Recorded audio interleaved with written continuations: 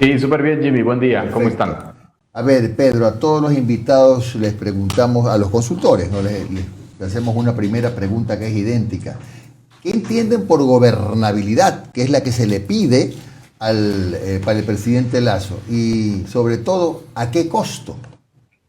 Yo creo que es importantísima la pregunta, agradeciéndole primero por la entrevista, porque finalmente, digamos, la gobernabilidad no puede estar circunscrita a la gobernabilidad primero institucional. Es decir, la gobernabilidad no solo depende de la relación ejecutivo-legislativo, por ejemplo.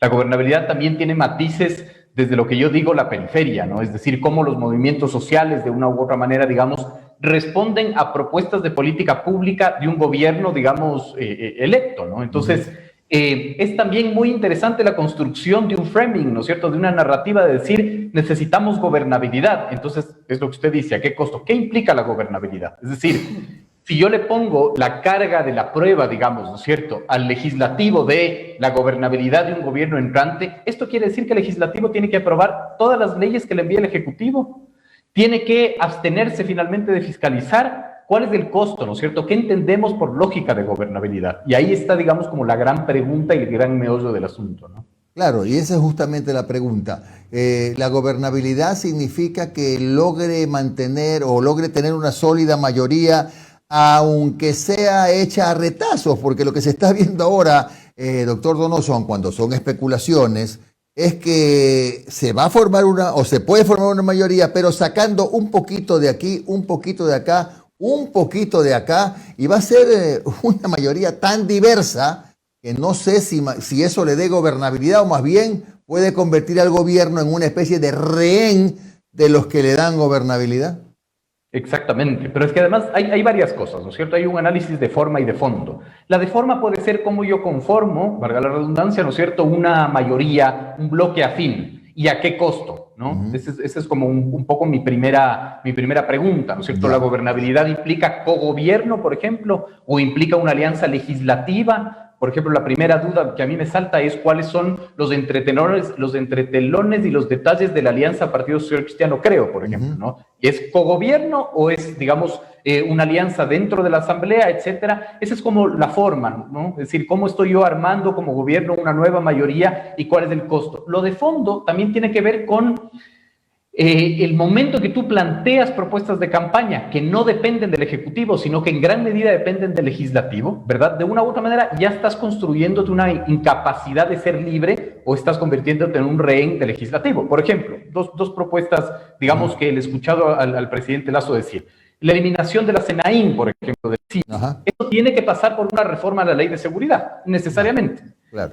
El desaparecer la CNCIT, digamos, que ya no es el objetivo, también tenía que pasar por un proyecto legislativo. Entonces, muchas veces cuando tus propuestas de campaña no dependen del Ejecutivo netamente, sino dependen del Legislativo, ahí tienes finalmente ya una necesidad de negociación, ¿no es cierto?, que puede entenderse como gobernabilidad, porque estás siendo secuestrado, porque no está bajo tu control finalmente cumplir esas propuestas de campaña. Ahora, en este momento se está manejando el tema de la gobernabilidad alrededor de la mayoría que se logre consolidar en la Asamblea. Bien, pero usted mencionaba un punto importante, Pedro, que también las organizaciones, los movimientos sociales son fundamentales para la gobernabilidad.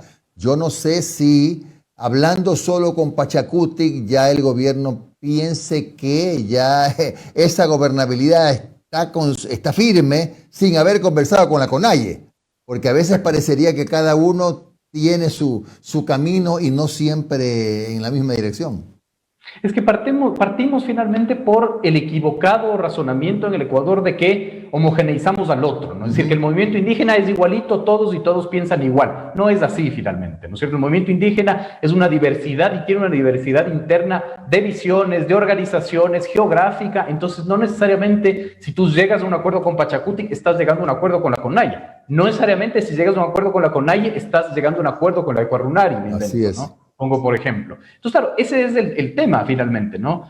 La lógica de la gobernabilidad desde lo institucional y la lógica de la gobernabilidad desde la periferia también, que son de una u otra manera o que pasan finalmente por aplicar políticas públicas. Y aquí hay un tema súper interesante, que es, uno puede cobijarse bajo la bandera del encuentro, ¿no es cierto? El Ecuador del encuentro es un eslogan bonito, pero cuando el encuentro se debe transformar en planes, programas, proyectos, presupuestos, normas, designaciones, esa ya es otra cosa, ¿no? Entonces, finalmente, digamos, tiene que haber una lógica y un baño de realidad de lo que se viene para entender, ¿no es cierto?, lo que podemos nosotros colegir como gobernabilidad.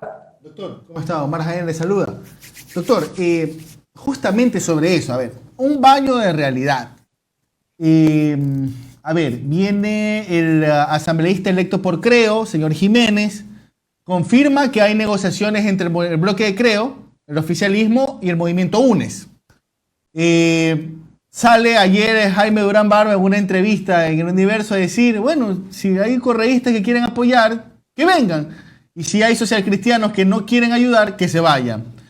Esto ha motivado que cierta parte del electorado de Lasso dijera, a ver, nosotros no te vamos a tolerar un solo correísta en el gobierno. Es más, a la nueva ministra de Educación hay sectores que ya están pidiendo que ni siquiera posesionada ya la destituyan, porque tuvo un cargo en el gobierno de Rafael Correa. ¿Usted cree que hay la suficiente madurez política en la base fuerte del electorado de Guillermo Lasso como para aceptar que puede haber acercamientos con el correísmo? Bueno, primero, Omar, feliz cumpleaños. Ya me enteré que es su cumpleaños, doctor, número me hacen 62. Me hacen la foca aquí. Me dijeron número 62. Me dijeron. Oiga, es un honor entrar al grupo de los 30 recién. Es un honor. Qué mentiroso. Respondiendo a su pregunta, Omar. A ver, primero, yo creo que aquí hay un tema muy conceptual, quizás muy denso para entender, pero que yo lo voy sosteniendo. El problema, ¿no es cierto?, de Lasso es que él acarrea sobre sus hombros el anticorreísmo. Y el anticorreísmo, ¿no es cierto?, es un fenómeno tan variopinto que involucra que haya tensiones internas. Es decir, no es tan fácil gobernar desde una visión, digamos, en donde lo que te unía finalmente es quizás una posición contraria a un proyecto político o incluso a sus propios intereses. En el anticorreísmo también convergen un montón de sectores contrarios entre sí. Lo vimos, por ejemplo, cuando el presidente electo anuncia la entrada a la Alianza del Pacífico, algunas cámaras de comercio de ciertas provincias, digamos, ya se preocupan porque no están de acuerdo. Entonces, ese va a ser un quiebre, ¿no? Y claro, la lógica de llevar o que digamos, ciclón esquizofrénico del correísmo y el anticorreísmo te lleve a absurdos como esta persona colaboró en cierto gobierno, por lo tanto tiene que ser vetada, yo creo que es uno de los frentes que va a tener que administrar bien desde la política y desde lo político Lasso. Cómo eso se transforme finalmente en lo que decía yo, ¿no es cierto? Planes, programas y proyectos que ya es en verdad lo que pesa, ¿no es cierto? Más allá del chisme, más allá de me dijeron o te dije, ahí está, digamos, para mí el problema, ¿no es cierto? Ahí está el cómo yo, por ejemplo, tomo una decisión que sé que va a afectar a una parte de mi electorado, pero yo tengo que sopesar si ese electorado tiene más peso político para mí, ¿no es cierto? O tengo un costo político mucho mayor en ese sentido, ¿no? Entonces, claro, no sé si exista o no madurez, no sé si se trata de eso finalmente, si no se va a tratar de hacer una lógica de priorización, porque gobernar es priorizar finalmente, ¿no? El tema es qué voy yo a priorizar. A ver, Pedro, ¿cómo sostener, cómo manejar un buen gobierno cuando usted revisa las cifras de la caja fiscal y encuentra que hay un déficit, según el ministro Pozo, que creo que se quedó corto, casi 4.000 millones de dólares solamente para este año? Para mí que se quedó corto. La deuda externa, que todavía hay pues discusiones si son 65, son 68, 70 millones de dólares, pero es un dineral. Las recaudaciones por 1.500 razones, entre ellas la más poderosa, la pandemia, bajas. A pesar del incremento del precio del petróleo, la producción es tan baja que tampoco se siente. Bueno, no es que quiero desear, yo le deseo un buen gobierno a Lasso, porque si a él le va bien, nos va bien a todos. Pero ¿cómo en un entorno tan negativo como el que le espera una vez que termine el gobierno de Moreno? Es un reto gigantesco, creo yo. Es decir, porque además yo sostenía en un artículo que recién se publicó, ¿no es cierto?, que es difícil la lógica del margen de gobernabilidad y del capital político, ¿no es cierto? Cuando yo digo margen de gobernabilidad, o sea, siento yo, viendo por ejemplo lo de Colombia, ¿no es cierto?, que los gobiernos que quieren hacer ajustes económicos, justificados o no, no van a tener tanto margen en lo político y social para hacerlo. Y los gobiernos que quieran hacer finalmente un gobierno con lógicas de asistencia social, por ejemplo, entrega de bonos, tampoco lo van a lograr porque hay una realidad económica. Entonces, el margen, tanto en lo político, social como en lo económico, es muy, muy bajo, ¿no es cierto? Y eso complejiza mucho la lógica de poder cumplir, ¿no es cierto?, las propuestas de campaña o sobre todo la gobernabilidad.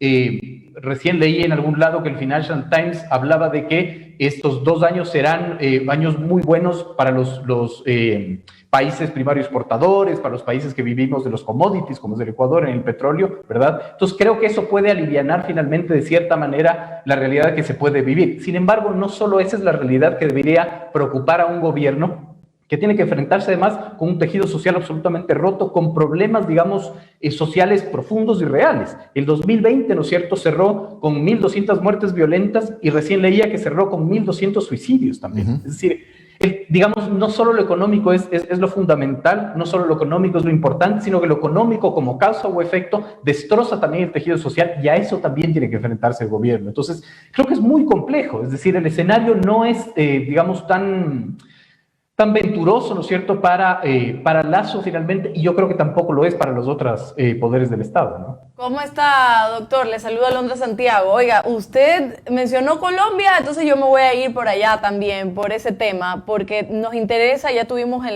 tempranito la primera entrevista con un senador donde nos habla, sí, Cepeda, donde nos hablaba precisamente de todo lo que ocurre en el país, que no es algo simplemente por la exigencia del retiro de una ley, sino que tiene que ver con mucho de lo que está sucediendo a nivel de la comunidad, a nivel de la sociedad. Y no es ajeno al análisis sociopolítico, por así decirlo, que Latinoamérica lo que tiende a generar es esta marea de mucha fuerza que primero sucede en algunos países y después se extiende en otros. ¿Qué puede suceder teniendo en cuenta que la primera visita que hace el presidente electo Guillermo Lasso fue a Colombia a hablar con Iván Duque? ¿Y qué puede suceder también a nivel del país en temas de gobernabilidad? Que se tomen estas medidas o cercano a estas medidas aquí en el país y que genere también una movilización parecida o más a la de octubre de 2019.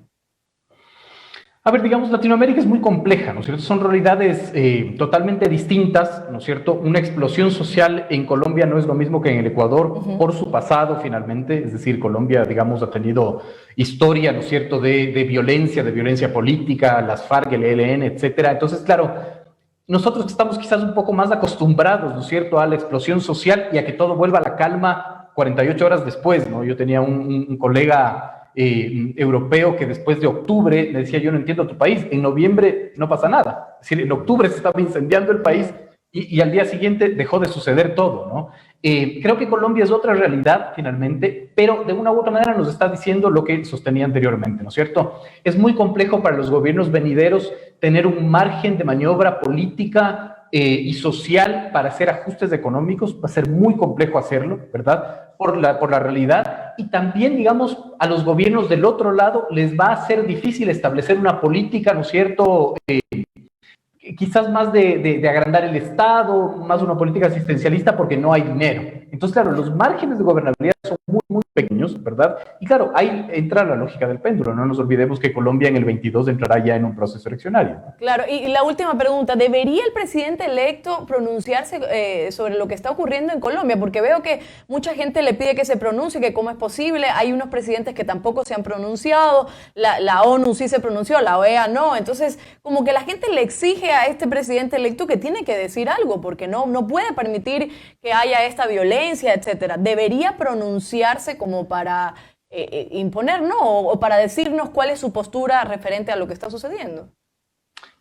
Yo creo que es muy complejo, ¿no es cierto?, los días antes del 24 de mayo, es decir, pueden marcar una diferencia absoluta, ¿no? No sé si debe o no debe, ¿no es cierto?, pronunciarse sobre Colombia, porque si se pronuncia sobre Colombia, tiene que pronunciarse sobre Birmania, tiene que pronunciarse sobre Siria, me explico, es decir, quizás es mucho más, sería mucho mejor el que tengamos claro cuál es su plan finalmente de relaciones internacionales, ¿no? Algo un poco más conciso, más claro, ¿no es cierto?, así como presentó su frente social, que presente su frente político, digamos, internacional, etcétera. Creo que va por eso, ¿no? Pero usted ha planteado un tema que es supremamente interesante, que es cómo gobiernas aislado de la presión social mediática digital también, ¿no? Es decir, no todo lo que nos piden en Twitter un gobierno debería hacer finalmente, ¿no? Claro que sí. Ese es el problema. Hay gente que piensa que Twitter es el presidente etéreo de la República. ¿Qué pasa? Gracias, Pedro, muy amable. Encantado. Gracias al doctor Pedro Donoso, consultor político y director general de ICARE, por su visión. Sí, todavía hay gente que es verdad lo que le digo, que piensa que el presidente etéreo del Ecuador se llama Twitter. ¿Qué es esto?